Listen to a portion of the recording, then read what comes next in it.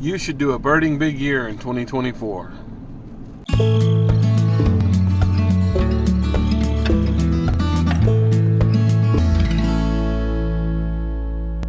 If you just make it a personal challenge, it's easy. Trying to break official records is a little bit harder. Quite a bit harder, in fact. A birding big year can be one of the easiest things you've ever done. You can either plan it out down to the most minute detail, or make no plans at all except to walk outside January 1st and begin a list of each bird species that you see in a calendar year. But it doesn't have to be a calendar year. You can start one whenever you wish. On a side note, there are also big months, weeks, and even big days. Additionally, a big year should involve a specific geographic location, a continent, a country, state, county, whatever. And even though you can start one anytime, there is something special about starting one on January 1st. Because the first month of the big year will be the time when you add a lot of birds in a relatively short time, until spring migration. It helps keep your spirits up during probably the most depressing time of the year as well. The holidays are over, it's often cold, and the skies are overcast. Just a crummy part of the year, in my opinion. I feel like a big year gives a person an extra something to look forward to, part of that new beginning that a new year brings. You can spend a fortune if you want, or you don't have to spend a dime. Also, while some people do official big years, most people just set a certain goal, then attempt to accomplish it. And don't worry about being part of some big society or association. It's just you and the birds. That's probably the best thing about birding/birdwatching. It's just you and nature, if that's what you want. I didn't accomplish my goal this year of seeing more birds than what is on my life list, but I did have a lot of fun, and I added 8 birds to my life list. The last bird I added to my year list was this tropical kingbird, which had been reported near Hagerman National Wildlife Refuge about a week prior to when I saw it, December 24th. Hagerman is located on the southern shore of Lake Texoma. This bird is way out of its normal range, which, in the United States, is the Rio Grande Valley of Texas and a portion of southeastern Arizona during the breeding season.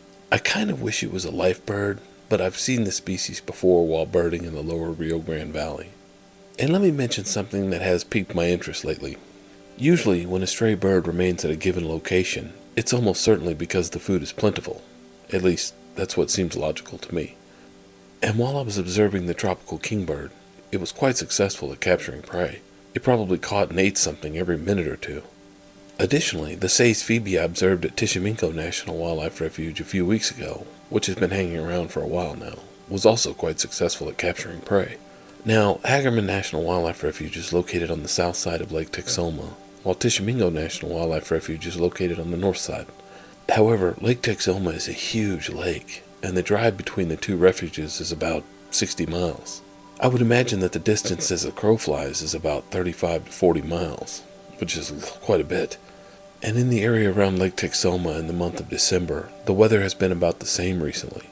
Lows in the 40s, sometimes high 30s, and highs in the 50s, sometimes low 60s. And it's been balmy, I would say. I think it's safe to say that this weather has allowed insects to remain somewhat active during the month. I would guess that this is the reason that these birds are currently hanging around the area.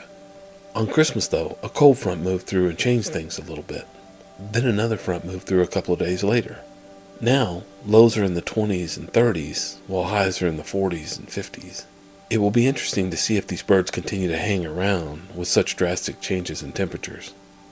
And although that may not sound drastic to some of us, for the insects, it's a huge change. On a side note, if you're watching this video after the start of 2024, begin your big year right now. Just walk outside and list all the birds you see and hear.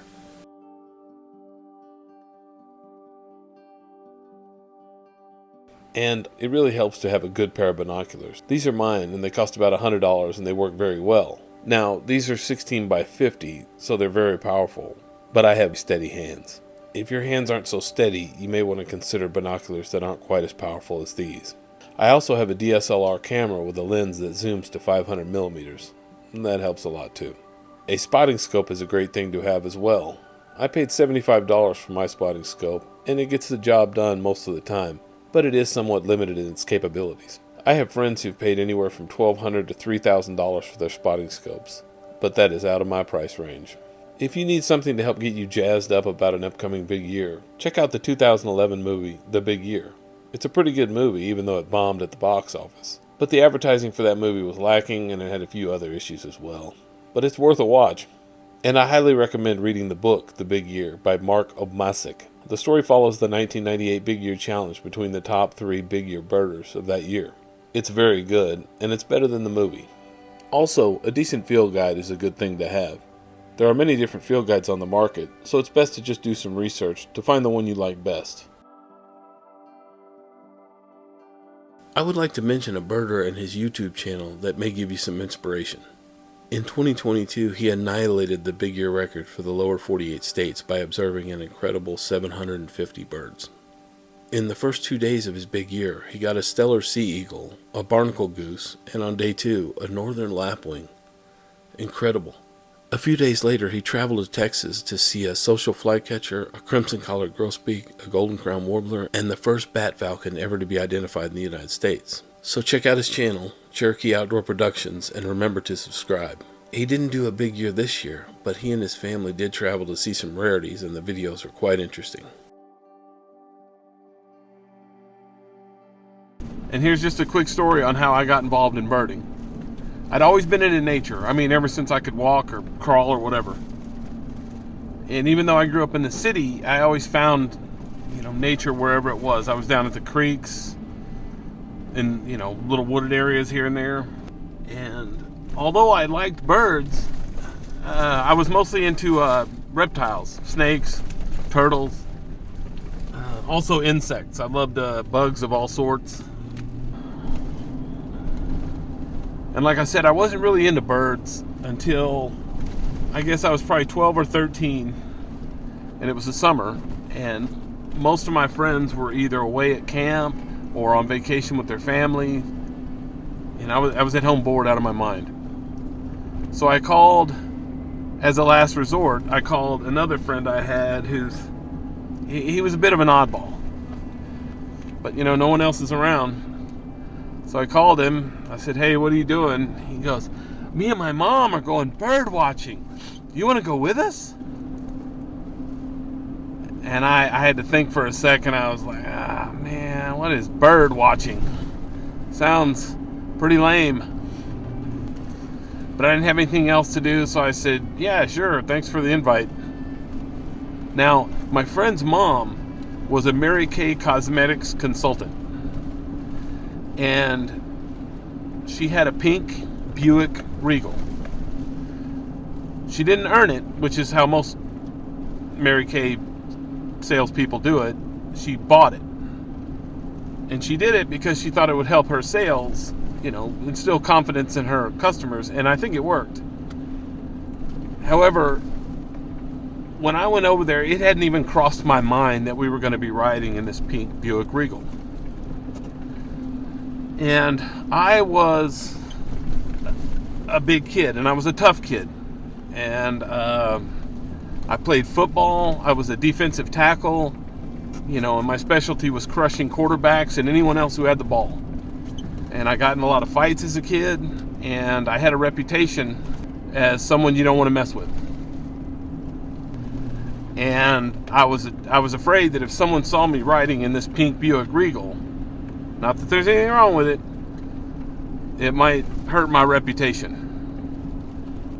So we got in, I got in the back seat, I slumped down where no one could see me until we left town, the neighborhoods anyway. And we traveled to this place that was preserved for nature, and she stops and says, "Oh, there's an eastern kingbird on the telephone wire." And I looked up and saw it, and I was like, wow, I'd never seen one before. And I was so impressed. It was, with its name, Kingbird, and its size, and just the overall look. And then we went down to this low area where there was a slough, and she spotted a green heron. And I had never seen one before. I'm not even sure I'd ever seen a heron before. I'd seen a whooping crane, but not a heron. And certainly not a small green heron, And we were watching it, and it stuck its neck very slowly, way long. I mean, just, his neck was like twice as the length of its body almost. And it just speared this leopard frog.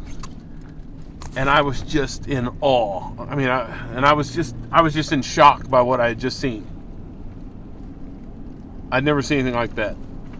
And right then I was hooked on birding, bird watching, whatever. So go have a big year and have lots of fun. And thank you for watching. Please like and subscribe if you haven't already. If I dunk this basketball, you subscribe.